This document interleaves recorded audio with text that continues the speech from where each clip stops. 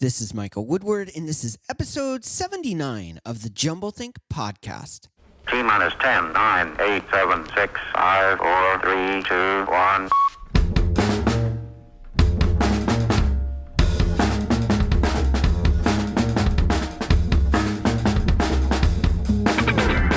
Welcome to the Jumblethink podcast, a podcast focused on telling the stories of dreamers, makers, innovators, and influencers. Along the way, we'll give you some tips and ideas of how you can chase your own big idea and dream and create the world you want to live in.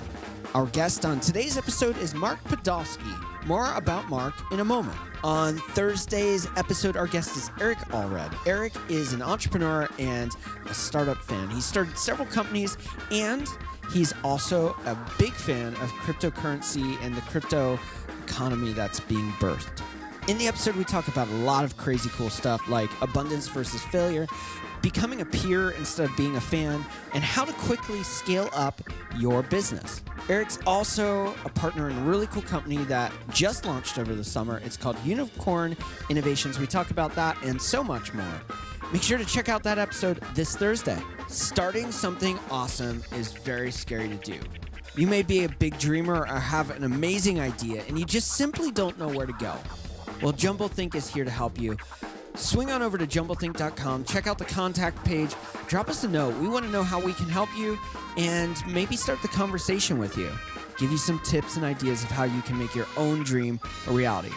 Remember, swing on over to jumblethink.com, go to the contact page, drop us a note. We're ready to start the conversation with you.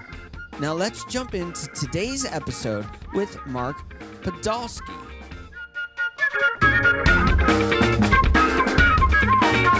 I am super excited about today's guest. His name is Mark Podolsky. He's an expert in buying and selling raw land. You may be asking what in the world that is. I know I was before I went to the interview. Learned a lot in this episode. But beyond just buying and selling raw land, we also talk about how to create passive income and how that is beneficial to you as an entrepreneur. He also has a top-ranked podcast and investing category. If you want to check him out, swing on over to the landgeek.com/jumble. He has some information there specifically for our listeners. Now let's jump into the conversation I had with Mark Podolsky. Mark, how are you doing today? Michael Woodward, I'm on the treadmill desk because nice. Sitting is this new smoking. So I'm doing great. Thanks so much for having me. Well, it's great to have you on the podcast. I often know a lot about many things, a little about a bunch of things, but in this field, I know very little. And so I'm excited to learn from you a lot of new facts, new information that I've never heard. Yeah, I'm thrilled to share. I'm thrilled to share. Now, you are in so many different spaces. You're an expert in buying, selling raw land. You are a top-ranked podcaster in the investing world. You have an online course, which is awesome. We're going to talk about all of that stuff. First off, all of this really revolves around the world of raw land investing. What in the world is that? Okay, so raw land investing is this model that I created. And I can kind of rewind the tape and just kind of let you know how I got into it. Yeah. Because the backstory is kind of important because I had no real estate experience. Okay. I started out in investment banking. I was doing mergers and acquisitions with private equity groups. Okay. And just, mid-market stuff, 5 to 500 million in enterprise value. And I hated it. Okay. I had a 45-minute commute to work and back. I was micromanaged. I had no control, long hours, high pressure. And then Michael, it got so bad that I wouldn't get the Sunday blues, anticipating Monday coming around. I'd get the Friday blues, anticipating the weekend going by really fast and having to be back at work on Monday. Wow. So my firm hires this guy, and he's telling me that he goes to these tax deed auctions and he buys up raw land, pennies on the dollar, and he posts them online and he sells them, and his return on investment is over 300%. Wow. Well, Michael, I'm looking at companies all day long, and a great company has 15% EBITDA margins or free cash flow. Great company. Your average company is at 10%, and I'm looking at companies all day long less than 10%. Yeah. So I don't believe him. So I've got $3,000 saved up for car repairs. We go to New Mexico, middle of nowhere, and I buy up 10 half-acre lots in New Mexico. I know nothing, by the way. I just do exactly what he says. And I paid an average price of $300 each. I put them up online, and they sold the next week for over $1,200. It worked. Wow. So I took all that money, and then I went to another tax deed auction in Arizona. And, this is 2000. There's no one in the room. Yeah. And I'm buying up all this property. And over the next 6 months, I sold all of it. And I made over $90,000. Wow. So I said to my wife, I'm like, honey, I'm going to quit my job and I'm going to invest in raw land full time. Wow. And she's pregnant at the time. She says, absolutely not. I said, okay. So I invested in land part time until the land investing income exceeded the investment banking income. And then that took about 18 months, and I've been doing it full time ever since. And so that's how I got into it. And what I love about it is that it's this one-time sale, and then I get recurring income every single month by doing owner financing. So I have passive income just like a landlord would, but I don't have to deal with a renter. I don't have to deal with rehabs. I don't have to deal with renovations. I don't have to deal with rodents. And so all I do is shuffle paper and make money. And because of the model, it's 90% automated with software. Wow. And if you want, I can kind of walk you through exactly what I do. Yeah. Well, first off, you said you started doing this and now you're full time. How long has it been since you've really gotten into this full time? So I've been doing this full time since 2001. Wow. So you went through the hard times of the economic recession during all of this too. What's interesting is I did really well in 2008 and 2009. I didn't get hit hard until 2010. Wow. And I was still profitable, but Parkinson's law of money had taken hold. Yeah. And so, I was just over, I was making so much money from 2001 to 2010 that, we kind of got out of control. And, I bought the big house and I bought the big car. I have 3 kids and I had private school. Yeah. I had a nanny. I had a cleaning lady. It was nuts. And so we really had to, pare down our lifestyle. Yeah. And that was actually very humbling, but when I look back on it, it was like the best thing for us. Yeah. Kind of getting back to what's really important and kind of living, I had to learn the hard way, like stuff's not going to make me happy. Right. And anything, it kind of made me really unhappy. Wow. But I didn't know that. Yeah. You never see that when you're in it, do you? Yeah. Well, okay. So talk us through the system. You were about to start to do that. And of course I asked a little bunny trail question. So yeah. Okay. So Michael, where do you live? I live in the Northeast. I live in central Pennsylvania. Okay. Central Pennsylvania. So I've owned some property in Treasure Lake. Okay. Near Du Bois, Pennsylvania. Okay. But so you're in central Pennsylvania, and let's say that I'm looking at some properties in Texas, and I see, Michael Woodward owes $200 in back taxes on this piece of raw land in Texas. Well, you're already advertising to me that you're not valuing that land anymore, because if you were, you wouldn't be behind on your taxes, or maybe you're financially distressed, right? And so basically, and you live out of state, so you don't have any emotional connection to that raw land. Okay. And what we'll do then is we'll look at the comparable sales. Let's say that property's been selling for $10,000. And then all I'll do is divide by 4. And that gives me the Warren Buffett margin of safety of 300%. So the most I'll pay for that property is $2,500. Okay. So I sent you an offer for $2,500. So I don't send you a letter saying, hey, I'm interested in buying your land. I'm not in the appraisal business. I send you an actual offer of $2,500.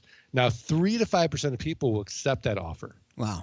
And because, they owe back taxes, they're going to lose it anyways. And so then we go through our due diligence and we make sure that there's legal access. There's something compelling about the property. Title's free and clear, no liens and encumbrances, a whole checklist. And then we buy the property. And then guess what? We have a best built-in buyer. I can sell these properties 30 days or less. Do you know who the best buyer is? No clue. The neighbors. Oh, okay. The neighbors. So we sent out neighbor letters saying, hey, before I take this to the open market, protect your views, maybe expand your holdings, get a larger parcel, because you don't know who your neighbor's going to be. So it's like that, we kind of inject that fear there. Yeah. So a large percentage of the time, the neighbors will buy the property. Now, if they don't buy it, then we'll go to our buyers list. If the buyers list doesn't buy it, we'll go to a little website you've probably never heard of called Craigslist. Oh, yeah. It's obscure. And then, yeah. And so using a software program called postingdomination.com /the Land Geek, we can automate our Craigslist postings. We can put up about 128 postings by a press of a button. Yeah. And then we can also do the same thing with Facebook buy-sell groups. So we automate our marketing, and then we sell that property. And what we'll do is we'll get $2,500 down. So we'll try to get our money out on the down payment, or within 6 months of the down payment. And then we'll make it a car payment. And then maybe it'll be $449 a month at 9% interest over 10 years. So essentially, I've gotten my money out within the down payment, but now I've created $449 of passive income over the next 10 years without having to deal with anything physical, and I have to deal with a renter or anything. And it's just a very simple model like that. And then we repeat it. And then using a software program called geekpay.io, we automate the collection of the money via ACH and credit card. So that's a one-time set it and forget it system. So the whole thing is just about automated. Wow. And scalable. So we can do it from anywhere in the world. We've got clients that have quit their jobs and they've got enough passive income to travel the world, and they just take their laptop and internet connection, and you can do this from anywhere in the world. Wow. So it doesn't sound like it's just going in and doing the tax auction method. It sounds like this is one step further. Yeah. The tax auction method got very competitive. Yeah. So, that strategy was let out of the bag, and I'd go to these auctions and there'd be a full room and people like me, and people were bidding up the property. So I wanted to get the properties before they got to auction. Okay. And that's why we do the letter writing campaign. Yeah. Now, once the next recession hits, I'll probably go back to auctions. Yeah. Because it's a really easy way to get 50 or 60 properties at a bulk. Well, it's just being aware of what's going on in the marketplace so that you can capitalize on what avenues actually work for this process then. Exactly. Now, it sounds like you've gone through a progression. You were in the investment world, and you moved into another realm of investing through this raw land. Is this something that you are passionate about because you see the potential, or passionate because you see the money returns, or just an area that you just find really fascinating, or all of them? It's interesting, from a passion perspective, I have no passion for my raw land. Okay. I can't even tell you the last time I went out and looked at a piece of raw land. I personally spend about 2 hours a week working in my land investing business. Okay. Because it's all automated. I have an acquisition manager running the business. So from an entrepreneurial standpoint, I've kind of, built the business. I built the systems. And that part I was really passionate about was the entrepreneurial aspect of building something bigger than myself, employing people, and then the model itself, sort of creating this cash flow so that I can work when I want, where I want, and with whom I want. And that I'm really passionate about is the fact that I don't have to be in, traffic anymore. I don't have to call HR when I get sick. Yeah. These little sort of indignities that I'd have to live with for years are gone, and I still appreciate it because, there'll be times when I have to go to the airport and travel, and I'm getting rush hour, like, oh my gosh, I used to do this every single day. and now to have, this freedom and this flexibility, and to watch my children grow up and be there for everything, has that part I'm really passionate about, is what it allows me to do. The land in and of itself, I don't really have much passion for, but the customers, the relationships, building the business, growing it, that I really love. That's really and cool. So from there, I've built other sort of ancillary businesses that I continue to grow, and I think that's what it's all about for me, is just growing and trying to getting better every day. Well, it sounds like, and you even used the words freedom and flexibility. It's creating a world on your terms that you want to live. It's not being confined by the typical models of, you do your 9 to 5, you get your X amount of weeks of vacation and sick time, and you're just in this cycle of every day it's the same thing, and you're trapped, and you don't really have control or say over what you do, how you do it, or how the rest of your life looks. But by doing this for you has opened those doors to really define the life you want to live. Yeah, absolutely. And, what's interesting about that is when you can do anything you want, it really, it's scary sometimes. Like, okay, yeah. I can do anything. Okay. I can live anywhere in the world, and I have all these opportunities, and then it shifts, and then you got to start saying no to all these opportunities. And so I heard this quote from Derek Sivers: everything's no unless it's hell yes. Okay. So now when I get approached with things, it's like everything's no, or it's like hell yes. Yeah. And so this way I'm very much in control of my time and do the things I really love to do every single day. And Mondays and Fridays I call my terminal days. I take those days and I just spend time with my wife and my children and my friends, and I read and I do the things that I really love to do, and strengthen those relationships so that if I had to die those days, that's how would I want to spend that day? Wow, that's really cool. Now let's say somebody's listening and they're going, "This sounds all good, but you have a wealth of knowledge and investment. It's what you did before you got into this." Maybe the person's going, "I don't have the money to start this. It sounds like it's expensive. It sounds like it's hard." I guess the first question is, can anyone do this, or are there limitations to it? And how can somebody really identify this is right for them? Yeah, I mean, I think the first part is, you've got to look at all the other case studies. So I have clients from all walks of life, people that are doctors and lawyers doing this part-time, to people that have replaced executive Fortune 300 incomes. Wow. And were able to quit their job. Other people who are firefighters that make more money part-time doing this than they do as a full-time firefighter. So people from all walks of life that follow our program have done really, really well with no real estate experience. It's just sort of this kind of franchise model of just doing what we do. So anyone can kind of do it. It's a simple model, but is it easy? Absolutely not. Right. Just like anything else in life. So, you've got to work hard. There's got to be effort, and there's got to be sort of persistence and grit and all those things. And then the other part of it is the money. So you really don't need any money. Okay. I started with $3,000. My buddy Duran, who's a multimillionaire today, started with $800. Okay. And you can start doing cash flips. You can lock up properties on an option. You can wholesale properties to guys like me. And, really the value is, do you have $525 to send out offers? That's really what it is. If you've got $525, you can do this business. Okay. Does that answer the question? I think so. Yeah. Yeah. And you answered a couple other questions I was going to ask is, some people may be happy with what they're doing, but they're looking for additional streams of income. It sounds like this could be a good fit for that. So $500 and we'll call it $550 is kind of your minimum amount to be in the game, if you will. Yeah, absolutely. And so, yeah, I mean, I think it's the ultimate side hustle. I'd say 90% of my clients are doing this part-time. Wow. That's really cool. You talk about solo economic dependency. First off, what is that, and why do we need to get away from that?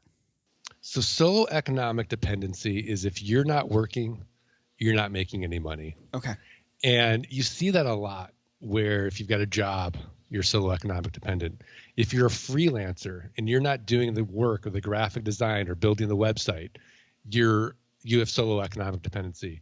If you're not doing that work, you're not making money. Doctors, if they're not in surgery, their hands inside somebody's body, they're not generating income. Dentists, if their hands aren't in your mouth, they're not generating income. So they have solo economic dependency. And, there's nothing wrong with being a freelancer. There's nothing wrong with, loving a job or loving, sort of what you do. But at some point in time, right, you want to be protected, and you never know when life is going to throw you that curveball. Yeah. And so to have this other stream of income on a passive basis can really solve a lot of problems of life, right? Where, it might start off as gas money, then it becomes vacation money, then it becomes mortgage money. And then it's okay, my spouse doesn't have to work anymore. And so to have these streams of income on a passive basis is, I think it really helps for sort of cushion the blows that inevitably will come at you in life. And if you're solo economic dependent, you can be fired at any time. If you're a freelancer and, the economy dips, then you might have people under you, got to fire them, and now you're miserable because, you're doing all the work again. If you're a dentist and, your pinky gets chopped off, while you're working out in the backyard, yeah, like you're in trouble. Yeah. And you want to have sort of this insurance policy. I think everyone should have some kind of passive income, because if you look at it like, okay, well, I'm going to save for retirement. It's really hard. Yeah. It's really hard. But if you've got $10,000 a month coming in passive income, that's like equivalent to like what, $5 million in the bank. Wow. Yeah. Yeah. Well, and so this isn't, when you say solo economic dependency, you're not just talking diversification of income. Oh, I do this and then I do this. I'm a web developer and I also speak, or I'm an author and I do this, or I'm a dentist and I have this side gig. You're talking like the passive income, so that there's this flow of capital that's coming in that you aren't working for. Correct. Okay. Correct. So, right. So once you build the systems, once you create this business, it should run on its own, like what I'm doing, where, you look at reports every week and you kind of manage your VAs and you just keep an eye on it. And then it just continues to grow. And so you kind of wake up one day and you think, oh my gosh, I have all these opportunities now because I have all this passive income coming in.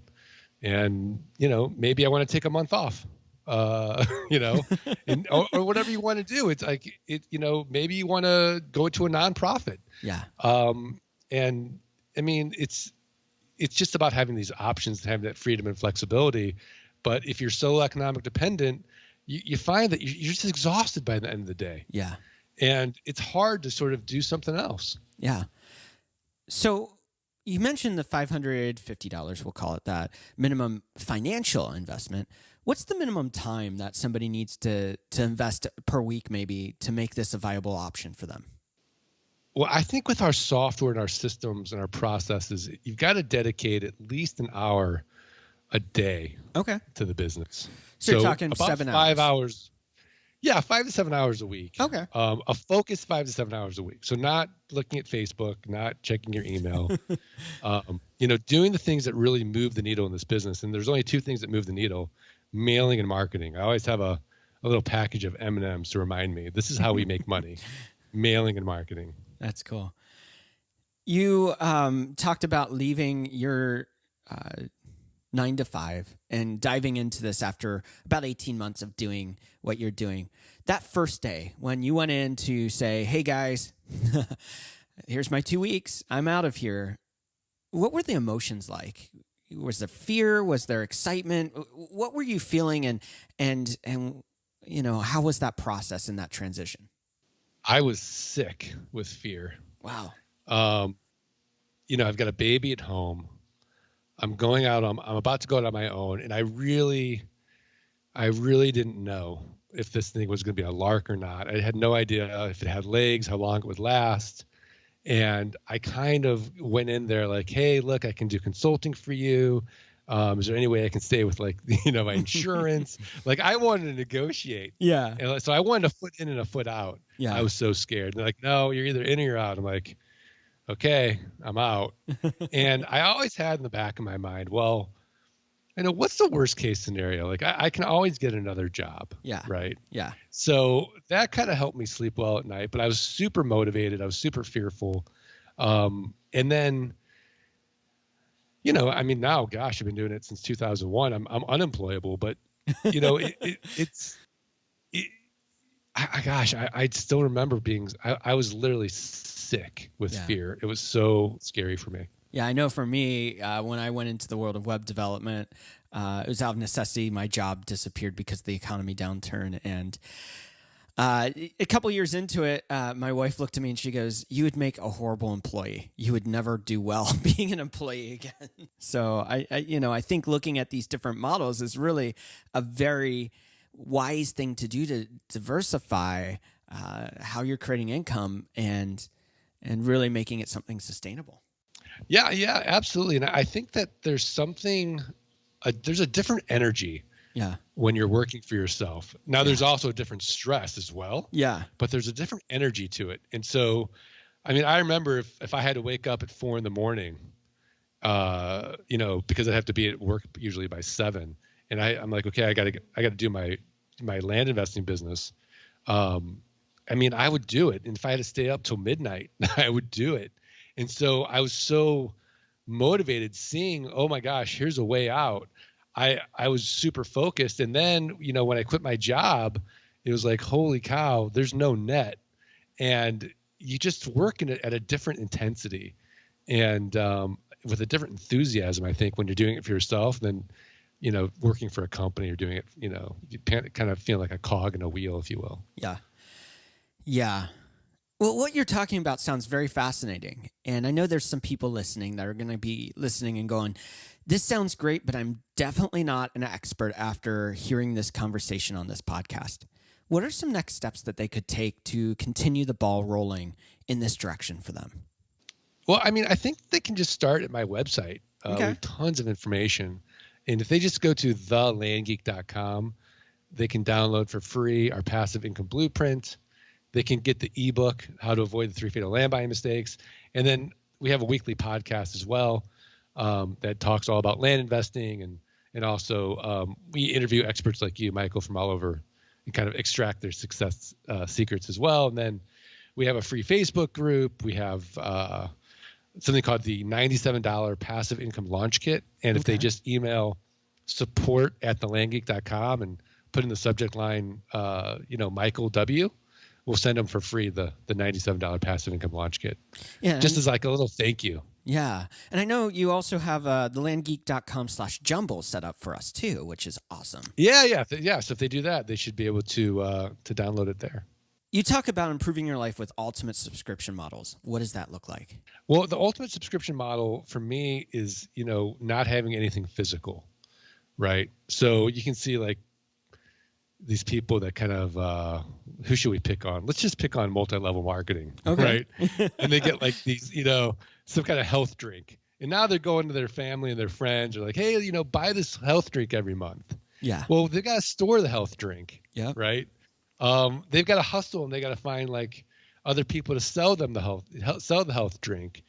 And then they've got to really believe wholeheartedly that this health drink is going to, be valuable and this and that. Well, it's very different than when you're dealing just with an idea of raw land, because it's the only thing that lasts. It's a generational asset. You can do pretty much almost anything you want on it. It's only typically the properties we buy are only limited by your imagination. And so it's a one-time sale. It's recurring income every single month without the headaches of typical real estate, but you also improve your net worth as well as you continue to buy more assets. So you look really good to your banker. And the way that we do it is on a land contract. So we don't actually sell the property like a deed of trust where you put a lien on it. We actually hold that property until they pay off their note. Yeah. And so if there is a default, great. We'll get a new buyer. We'll get another down payment and we'll resell it again. So our returns on investment on owner financing average between 800 and 1,200%. Wow. That's crazy. That's awesome. It's crazy. Yeah. It's yeah. I mean, I had somebody sheepishly say to me, in the group last week, oh my gosh, I only made 500% on this deal. Did I do something wrong? I'm like, think about what you just wrote. Like, no, like, in the real world, that's a home run. Like in our world, like, yeah, you might have, done something wrong. But no, I mean, you're fine. Yeah, that's a funny question to ask if you put it into perspective of the bigger picture. You have 3 podcasts that I know of: The Best Passive Income Model, The Art of Passive Income, Land Geek Podcast Work Smart. Tell us about those podcasts. Tell us about what we might learn and why you're passionate about podcasting. So the first podcast, the Land Geek podcast, is when I first started talking about land investing. And there's over 100 podcasts, and they're all devoted to land investing. I think I've got 10 up there on iTunes now, and then you have to be part of our membership site, and you can unlock the rest for free. And then I kind of got bored with it after that. Like, I'm like, how much can I talk about raw land? I want to talk to other people. So I would talk to other experts in real estate and investing, and I talked to the co-author of Rich Dad Poor Dad, Sharon Lechter. Okay. And I would say to them at the end of the podcast interview, I'd say, look, and I explained to them my model. I'm like, do I have the best passive income model? And 90% of the time, they're like, yeah, you do. Okay. And then 10% of the time, like, they would say, well, you have the best passive income model for you. Yeah. Like, oh, okay. And then, we kind of argue back and forth kind of thing. So that was that. And that was kind of fun as well. And then I got kind of bored with it. And I thought, oh, let's get another co-host. So then Scott Todd, my co-host for the Art of Passive Income Model podcast, is sort of the personification of what this business can do for somebody. Because here's a guy, he went through the program, and in 17 months and 3 days, he was able to replace his Fortune 300 executive income. Wow. He's over $30,000 a month of passive income. And, he really just executed at such a level, starting just like me, part-time, and then was able to quit and now doing it full-time. And now he's got the systems and the automation. He works about 2 to 3 hours a week in the business. And so him and I interview people, and we have a round table with other land investors, and we talk about, the success secrets, what it takes, as well as, what's going on in the market today. So it's a lot of fun, and I'm really enjoying all the podcasts. But for me, what I love about podcasting is the intimacy of it, and the fact that I can meet all these really, interesting people and ask them the questions. And without the podcast, I probably would never meet somebody like you, Michael, right? Or Sharon Lechter, or Tom Wheelwright, who is best-selling author for the Rich Dad Poor Dad series. And so it's just really cool, the people you get to meet, the authors, the experts, the entrepreneurs, and hearing their stories and their journeys and the connections. And then just for the listeners, I think you get to really know the people in a way that you wouldn't be able to get to know them any other way. I think there's an intimacy to it. Yeah. Yeah, I love podcasting, obviously, so I can really empathize with that and completely agree with you. It's such a fun thing to do. Yeah, it's really fun, and the technical aspects of it now are pretty easy. Yeah, and I think everybody should have a podcast. It's great. It is. When I was diving into my research prior to the interview, I found the Land Geek training. Tell us what that is and how someone can use it. So the Land Geek training, I think it's the landgeek.com/training, is a webinar that really teaches people exactly what we were just talking about on the podcast, how we buy the land, how we do the due diligence, what we look for, what the pitfalls could be, and then how we close on the land. So just a little bit more detailed. And then from there, if they want additional information, obviously we talk about our investors toolkit or flight school as well. That's cool. Before we jump into our rapid fire questions, how can someone find or connect with you? Yeah, I think the best way is just thelandgeek.com. Perfect. Let's dive into some rapid fire questions. These are questions we ask every guest on the podcast. The first question is this. What is one tip you would give someone with a big idea or dream and they simply don't know where to start? I would say that if they have a big idea or dream, they don't know where to start, I would say that they need to test it first. Okay. And so I wouldn't start building anything. I wouldn't start investing a whole lot of money until you had proof that somebody will actually pay for that idea. So give you an example, when I started my software program, geekpay.io, I was pre-selling that software before it was developed. Okay. Because then I knew for sure, okay, there's pain in this market. There is people will pay for a solution before it's even there. Yeah. And that gave me the runway to continue developing it. That's really cool. That's a great suggestion. So I would pre-sell. Yeah. Is what I would start. I like that. That's really cool. What is one change you'd like to see in the world? Besides politics, I think that the change in the world would be kindness. Just more kindness. It's really good. What do you want your legacy to be? I want my legacy to be that, my children are productive adults. I want my children to, the values that I pass on to them, is a generational legacy, and that, that sort of goes on and through my family. And I'd like the fact that the passive income model and getting people out of solo economic dependency, like I could die in peace right now. I think I've changed enough people's lives, but I think I'd like to continue that legacy as well and help continue changing people's lives. And, that big bucket of stress that we call money sort of get eliminated. And I think it makes for a better world when people are less stressed out. Who or what inspires you? Elon Musk inspires me. That guy is such a big thinker. He does the impossible. He has a purpose bigger than himself. People that have purposes bigger than themselves really inspire me. And I never tire of them. I like that. People with purposes bigger than themselves. That's a powerful statement right there. What are you currently reading or watching? So currently reading, I just finished Happy by Darren Brown. Okay. So what's next on my list, I just started, is, I think it's, it is A Guide to the Good Life by William B. Irvine. I've not heard of that. That's cool. It's the Ancient Art of Stoic Joy. So it's about Stoic. I'm kind of getting into Stoic philosophy a little bit. Yeah, it sounds like happiness, joy. Seems like a little pattern there. That's cool. Yeah. So I kind of get into these little phases. That's cool. I end every episode with this final question. What is one dream you're still wanting to fulfill in your own life? One dream I'm still trying to fulfill in my own life. Well, I want to fly. Okay. So I'm looking at learning how to fly it's called a paramotor hang gliding. Okay.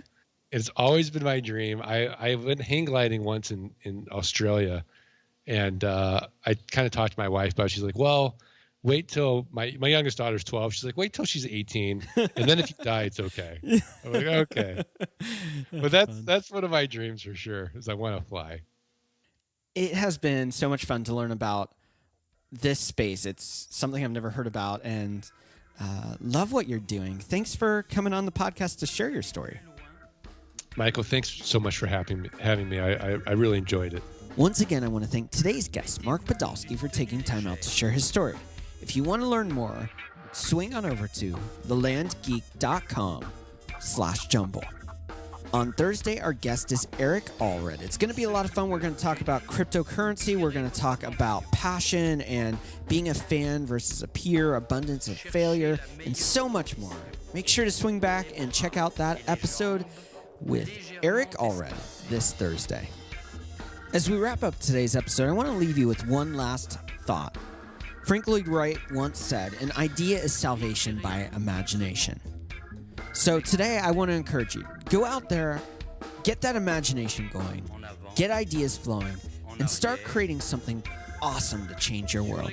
Thanks again for tuning into the Jumble Think podcast. Now go out there and do something incredible. Les mères de famille, les enfants, peuvent également prendre un moment revitalisant. Dans quelques mois, lorsque vous aurez bien saisi la technique et que vous serez maître de votre corps, vous pourrez vous décontracter même en travaillant.